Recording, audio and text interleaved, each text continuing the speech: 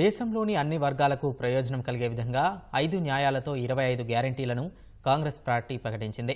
30 లక్షల ఉద్యోగాల కల్పన, పేద ఇంటి ఆడవారికి ఏటా ₹1,00,000 సాయం, జాతీయ కులగణన, ఎస్సీ ఎస్టీ ఓబీసీ రిజర్వేషన్లపై 50% పరిమితి ఎత్తివేతకు రాజ్యాంగ సవరణ, రైతు రుణాలు, విద్యా రుణాల మాఫీ సహా పలు హామీలతో ఎన్నికల మేనిఫెస్టోను ప్రకటించింది. ప్రజాస్వామ్య, రాజ్యాంగ పరిరక్షణ కోసం ఈ ఎన్నికల్లో మోదీ ప్రభుత్వాన్ని గద్దెదించాలని కాంగ్రెస్ పార్టీ ప్రజలకు పిలుపునిచ్చింది. విద్యార్థులకు అప్రెంటిస్షిప్ హక్కు, పేద కుటుంబాల మహిళలకు ఏటా ₹1,00,000 సాయం, పంటల కనీస మద్దతు ధరకు చట్టబద్దమైన గ్యారంటీ, రుణమాఫీ, 50%గా ఉన్న రిజర్వేషన్ల పరిమితిని పెంచేందుకు రాజ్యాంగ సవరణ చేయనున్నట్లు కాంగ్రెస్ పార్టీ హామీ ఇచ్చింది. ఈ మేరకు లోక్సభ ఎన్నికలకు సంబంధించి న్యాయ్ పత్ర పేరుతో ఎన్నికల మేనిఫెస్టోను విడుదల చేసింది. ఢిల్లీలో జరిగిన కార్యక్రమంలో కాంగ్రెస్ పార్టీ అధ్యక్షుడు మల్లికార్జున ఖర్గే పార్టీ ఎన్నికల మేనిఫెస్టోను విడుదల చేశారు. ఈ కార్యక్రమంలో ఆ పార్టీ మాజీ అధ్యక్షులు సోనియా గాంధీ, రాహుల్ గాంధీ, ప్రధాన కార్యదర్శి కేసీ వేణుగోపాల్, ఎన్నికల మేనిఫెస్టో కమిటీ చైర్మన్ పి చిదంబరంతో పాటు ఇతర ముఖ్య నేతలు పాల్గొన్నారు.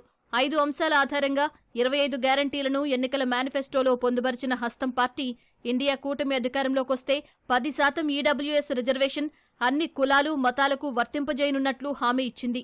కేంద్ర ప్రభుత్వ శాఖలకు మంజూరై ఖాళీగా ఉన్న 30 లక్షల ఉద్యోగాలను భర్తీ చేయనున్నట్లు ప్రకటించింది.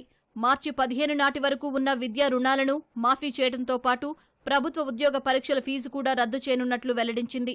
రైట్ టు అప్రెంటిస్ చట్టం తేనున్నట్లు కాంగ్రెస్ తెలిపింది. మైనారిటీలకు వస్త్రధారణ, ఆహారం, భాష, పర్సనల్ లా ఎంచుకునే హక్కు కల్పిస్తామని పేర్కొంది. రాజస్థాన్ మోడల్గా 25 లక్షల వరకు నగదు రహిత బీమా అమలు చేయనున్నట్లు కాంగ్రెస్ హామీ ఇచ్చింది.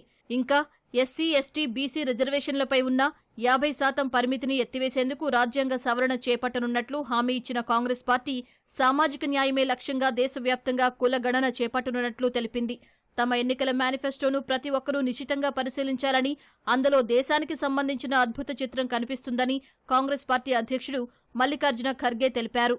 युवा न्याय के तहत हर शिक्षित युवा की पहली नौकरी अप्रेंटिसशिप के साथ पक्की हो जाए। स्किल डेवलपमेंट के तहत और बहुत से इंडस्ट्रीज में इनको काम मिलेगा।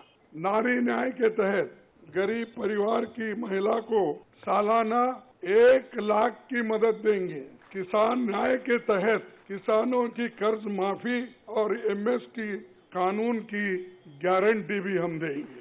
और श्रमिक न्याय, इसके तहत मनरेगा में भी कम से कम 400 रुपए मजदूरी दिया जाएगा। हिस्सेदारी न्याय में सामाजिक आर्थिक समानता के लिए या जातीय जनगणना होगी, जिससे सबको फायदा होगा, या किसी के फॉर में किसी के अगेंस्ट में नहीं है। ఈ ఎన్నికలు ప్రజాస్వామ్యాన్ని, రాజ్యాంగాన్ని ధ్వంసం చేసే వ్యక్తులు, వాటిని కాపాడే వారి మధ్య జరుగుతున్న పోరాటంగా కాంగ్రెస్ మాజీ అధ్యక్షుడు రాహుల్ గాంధీ అభివర్ణించారు. మీడియాలో ప్రచారం జరుగుతున్న దానికంటే కూడా గట్టి పోటీ నెలకొందని, ఈ ఎన్నికల్లో ఇండియా కూటమి విజయం తథ్యమని ధీమా వ్యక్తం చేశారు. ఎప్పటి మాదిరిగానే 2004లోనూ భాజపా ఇండియా షైనింగ్ ప్రచారం చేసిందని, దాని ఫలితం అందరికీ తెలిసిందేనని రాహుల్ అన్నారు.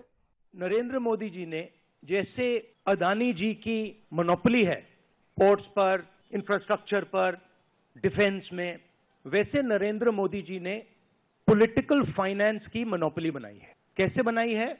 ED, CBI, income tax department का प्रयोग करके। अगर आप बॉन्ड स्कीम्स को देखें तो उसमें साफ दिख जाता है कि नरेंद्र मोदी जी ने, बीजेपी ने एक प्रकार से पॉलिटिकल फंडिंग एक्सटोर्शन से, धमकी से, प्रेशर से बनाई है।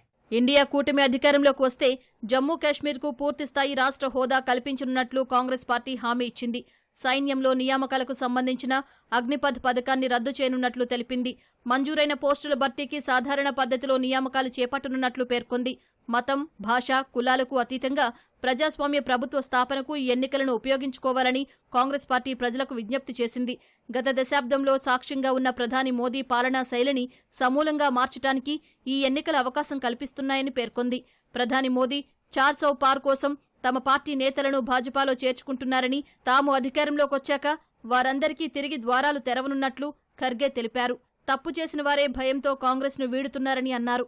ప్రధాన ప్రతిపక్షం బ్యాంకు ఖాతాలను నిలిపేసిన తర్వాత అన్ని పార్టీలకు సమాన అవకాశాలు కల్పించినట్లు ఎలా అవుతుందని ఖర్గే ప్రశ్నించారు.